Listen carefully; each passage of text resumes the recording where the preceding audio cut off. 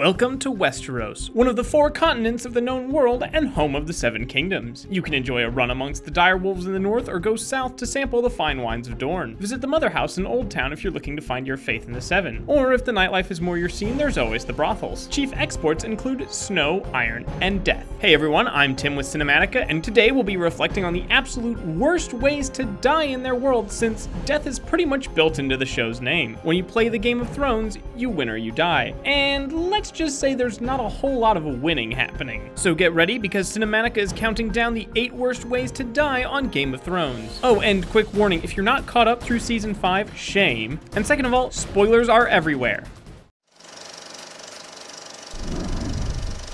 Number 8, Death by Crossbow. We'll start small because this is going to get real grim real fast. Crossbows are standard fare in Westeros. We imagine that every time winter comes, some little Westerosi Ralphie from A Christmas Story begs his parents for one, only to hear about how he'll shoot his eye out. Now, getting shot by a speeding arrow must suck big time, but we think the main reason that Death by Crossbow is so bad because they're so accessible. It can happen anywhere. Everyone just sort of has them, so you can never really be sure when an arrow is heading your way. I mean, just look at Tywin. He's going about his nefarious business, masterminding the whole monarchy from behind the scenes, and fooling around with his reject imp son's one true love. Then he decides to take a bathroom break. As he does, then bam! Tyrion bursts in with a crossbow yelling about something or other and shoots him. That's crazy. Can't a man sit on his throne in peace? And let's not forget about Ross, who Littlefinger donated to Joffrey during his blossoming psychopathy phase so he could try something new and daring with her. I'm sure we all remember how well that ended. Moral of the story, before taking off your pants, check the room for crossbows. It's just a good habit.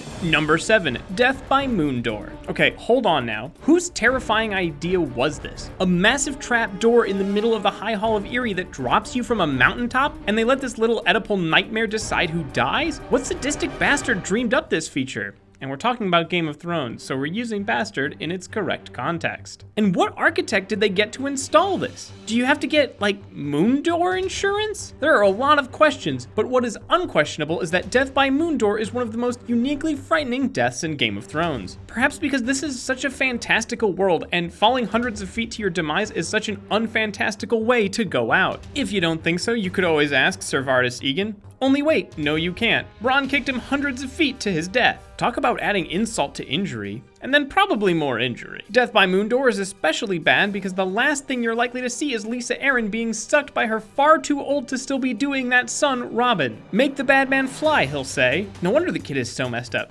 He's been growing up around this madness his whole life. Number 6, Death by the Mountain. Speaking of mountain deaths, Death by the Mountain is a rather grisly fate as well. First, you have to figure out which the mountain you're dealing with, because at this point, he's been played by 3 different actors. I personally consider the season 4 mountain to be the scariest, but I don't think it matters all that much what his face looks like when he's got a grip on you. I'd worry more about your own face. The Mountain is the quintessential brute, all bite and not much bark, and you don't want to get on his bad side. Way back in season 1, he decapitated his own horse in front of a crowd of men, women, and children just because he lost a jousting tournament. If that seems temperamental, as a child he shoved the hound's face into a fire because the hound played with one of his toys without permission. And need I bring up the Viper versus the Mountain? I didn't think so. Number 5, Death by White Walker. It's been the focal point of dozens of horror movies, George A. Romero's entire career, and would be the singular item on the list, the worst way to die on The Walking Dead, namely Death by Zombie. Only Game of Thrones has stepped it up a notch by making them into sentient ice zombies, hence Death by White Walker. They're everything you ever feared about zombies. The gnawing, the clawing, the reanimation, but colder. When they first came onto the scene, we didn't really think they were much of a threat, just sort of background noise in a bigger game. Slowly, we noticed them coming up more and more, and as much as we tried to laugh it off, it's still a bit concerning. It's the attack on the Free Folk village that solidified this death spot on our list, bringing with it some of the most shocking, brutal, and nerve-wracking deaths of the whole show. We were excited to see the German a cappella chick from Pitch Perfect 2 pop up in season 5, thinking that maybe she and Jon Snow would hit it off and he could find love again. Instead, what she found were ice zombies, decomposing child ice zombies. I'm not much of a romance expert, but I think that's the opposite of love. Number 4, Death by Beheading. It's very easy to lose your head in Game of Thrones. As early as the first episode, we see Ned Stark behead an AWOL member of the Night's Watch, and watching it happen is like a rite of passage for his son Bran. Then, as the karmic tables turned, Ned himself was beheaded by the end of the season, arguably the most defining death of the entire series. It was the death that proved that anyone can and would die, and it really got heads rolling. No, seriously, beheading after beheading came after that. A lot of the time, they were performed by someone trying to prove a point. Theon decapitates Sir Roderick during his hostile takeover of Winterfell to assert dominance. Robb cuts Karstark's cranium off after he murdered 2 boys, even though he was advised not to. Dany has Daario take off Mossador's head to prove that no one is above the law. Joffrey kept a whole collection of heads on pikes in King's Landing, using them to antagonize Sansa. Well, maybe Joffrey's just a little murder ball. But basically, if you want to keep your head firmly on your shoulders, do not stand in the way of someone and their insecurities. It'll go right to their head. And yours. Number 3, Death by Fire. The book series that inspired Game of Thrones was called A Song of Ice and Fire. With the White Walkers, we covered Death by Ice, so now it's time for Death by Fire. Whether it's being burned at the stake or being fireballed by a rampant dragon, death by fire is among one of the worst ways to die. We were all crushed by a farmer bringing his daughter Hasia's charred bones for Daenerys to see. Then fans lost it last season when Stannis Baratheon burned his daughter alive as a sacrifice. It's been called the most disturbing moment of the show. Stannis, buddy.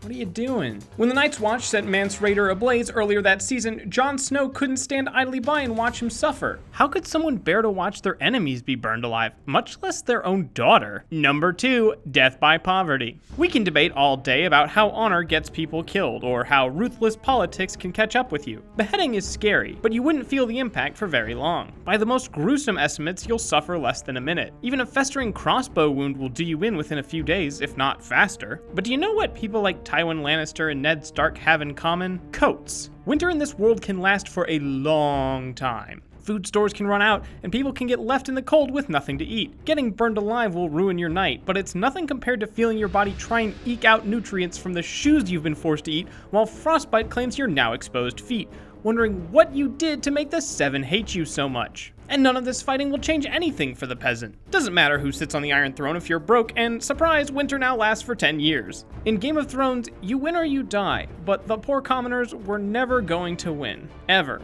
Truly a terrible way to go. And number 1, Death by Wedding. If you're a Game of Thrones fan, it isn't news to you that you should always turn down an invitation to a wedding. Weddings are undoubtedly the most lethal activity in the Seven Kingdoms, and that's including the jousting tournaments and marine fighting pits. Like Magister Illyrio said, a Dothraki wedding without at least 3 deaths is considered a dull affair. And we're thinking that applies to more people than just the Dothraki. Let's not forget the Red Wedding. We know the North remembers. Never again will we be able to listen to the Rains of Castamere without shedding a single sad tear. It's a day that lives on in internet infamy. The Red Wedding brought us the sudden murders of Robb Stark, his wife Talissa, his child, who could have been named Ned if it was a boy, and lived, his mother Catelyn, and his direwolf Greywind. Side note, some of those deaths double as crossbow deaths, which harkens back to the earlier point. There are literally no safe places from crossbows. Please always check for crossbows. Then there was the Purple Wedding, which saw Joffrey's death and set Tyrion up to be executed. Do people in Westeros actually understand what weddings are? Because I'm kind of thinking they don't. Even a wedding that doesn't end in countless deaths at the ceremony doesn't stay deathless for long. Both of the men who've gotten married to Daenerys, Khal Drogo and Hizdahr Zalorak,